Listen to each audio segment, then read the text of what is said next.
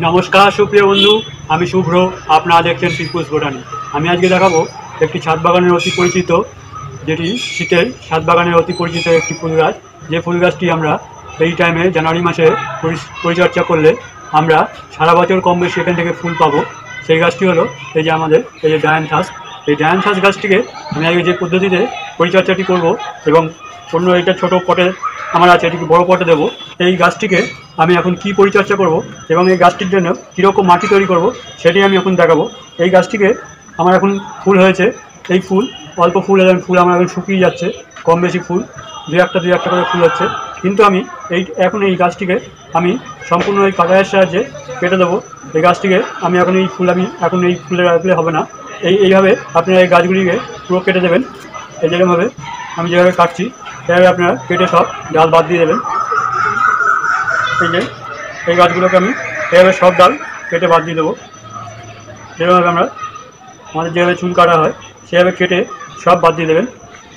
গাছে কোনো কুড়ি এখন আমি রাখবো না। বন্ধুরা, এইভাবে যদি আপনারা এখন এই পরিচর্যা করে নেন তাহলে আমাদের আগামীতে প্রচুর কুড়ি হবে, প্রচুর ফুল হবে, প্রচুর ডগ তৈরি হবে এখান থেকে। এই এখন যতগুলি ডগ দেখছেন এই প্রত্যেকটি ডগ থেকে ধরেন আরও 3-4টি করে ডগ বেরোবে। তখন আমাদের গাছটি প্রচুর ঝাঁকড়া হবে এবং যখনই গাছটি ঝাঁকড়া হবে তার জন্য তার খাবারেরও অনেক প্রয়োজন হবে। তাই জন্য আমরা খাবারটিও সেইভাবে তৈরি করব, মাটিটি সেইভাবে আমাদের তৈরি করতে হবে। তাই আপনারা এইভাবে গাছটি আগে কেটে পুরো নেবেন যাতে আমাদের এই গাছটি এইভাবে পরিচর্যা করলে আমরা পরের বছর অবধি এখান থেকে ফুল পাবো। তাই আমি এখন আমি এই জন্যে সম্পূর্ণ ডাল কেটে ফেলে দিলাম। এবার এর জন্য আমি মাটিটি তৈরি করবো। চলুন দেখি মাটিটি কীভাবে আমরা প্রস্তুত করব।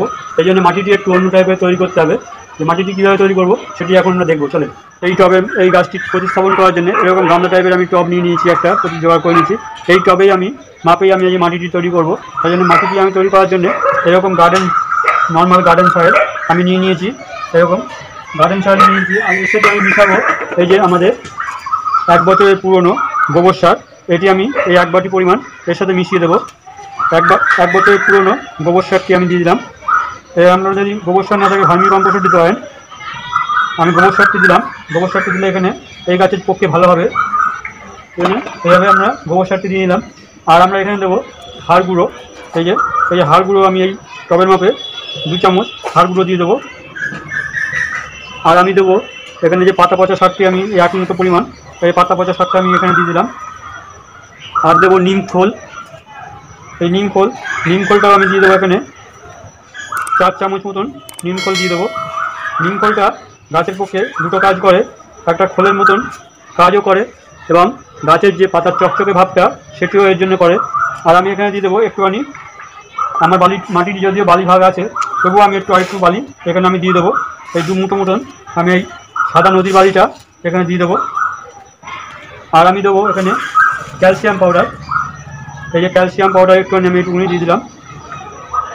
আপনাদের এখানে ক্যালসিয়াম পাউডার না থাকে সেখানে আপনারা পলিচূর্ণ দিতে পারেন। এইভাবে আমরা দিয়ে নেব। আর এখানে দেবো আমি এই যে সিঙ্গেল সুপার ফসফেট আমি একটুখানি 1/2 চামচ মতন এখানে দিয়ে দেবো। 1/2 চামচ মতন সিঙ্গেল সুপার ফসফেট দিয়ে দিলাম। আর আমি এখানে দিচ্ছি এটা বোরন মিক্সড, অনুখাদ্য আছে সমস্ত। এটি আমি 1 চামচের 4 ভাগের 1 ভাগ আমি এখানে দিয়ে দিলাম। এটি বোরন মিক্সড। আর একটু দেবো এই যে জৈব সার। এই জৈব সারটি আমি এখানে দিয়ে দেবো 4 চামচ মতন, গাছের অনুখাদ্য যেটা বলে, এটি আমি এখানে দিয়ে দিলাম 4 চামচ। দিয়ে এবার সম্পূর্ণ মাটিটিকে আমরা ভালো করে মিশিয়ে নেব। এবার বন্ধুরা মাটিটিকে আপনারা মিশিয়ে নেবেন। বন্ধুরা এই যে মাটিটি আমি তৈরি করে নিয়েছি। এবার এই মাটিটিতে আমি ভালো করে মিশিয়ে তৈরি করে নিলাম। এবার এই যে গামলাটির মধ্যে আমি করব, এই জন্য মাটি আমি দিয়ে নিয়েছি।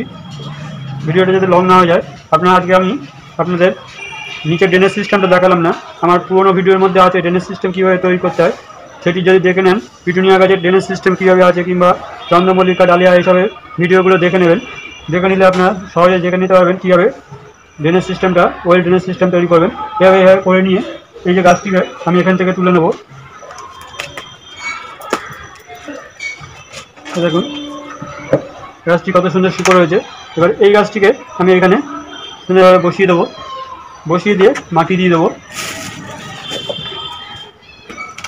এই গাছটিকেই আমরা এই গাছটিতে এইভাবে মাটিটি তৈরি করে নিলাম।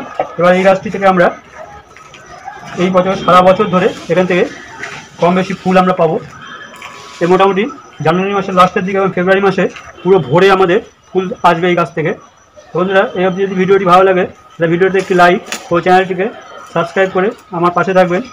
যেসব বন্ধুরা আমার নতুন চ্যানেলটিকে সাবস্ক্রাইব করে আমার পাশে আছেন, পরিবারের একজন সদস্য করে নিয়েছেন, তাদের অসংখ্য অসংখ্য ধন্যবাদ।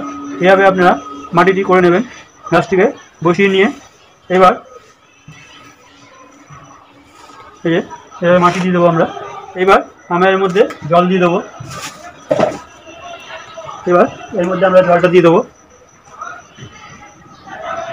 এবার জল দিয়ে এই গাছটিকে আমরা একটু ছায়াযুক্ত জায়গায় দুদিন রেখে দেবো। দুদিন ছায়াযুক্ত জায়গায় রেখে দিয়ে ফুল সানলাইটে আমরা গাছটিকে বের করে দেবো। যেখানে যতটা সূর্যের আলো পড়ে সেরকম জায়গায় রেখে দেবো, যাতে আমাদের এখান থেকে গাছটি সুন্দরভাবে তার সূর্য আলোকটা নিতে পারে এবং খাদ্য তৈরি করে এখান থেকে প্রচুর শাখা পোশাখা তৈরি করতে পারে। কারণ আমাদের যেগুলো ডগগুলো কেটেছি এর থেকে প্রত্যেকটি ডগ থেকে আরও 3টে থেকে 4টি ডগ আরও বেরোবে। এইভাবে গাছটি ঝাঁকড়া হবে এবং যতগুলি ডাল বেরোবে ততগুলি ফুল আমরা পাবো। এইভাবে আমরা পরিচর্যাটা করে নেবো। বন্ধুরা, এইভাবে আপনারা করে নেবেন। তাহলে বন্ধুরা, আজকের মতন এই অবধি, আবার পরে ভিডিও দেখা হবে। নমস্কার।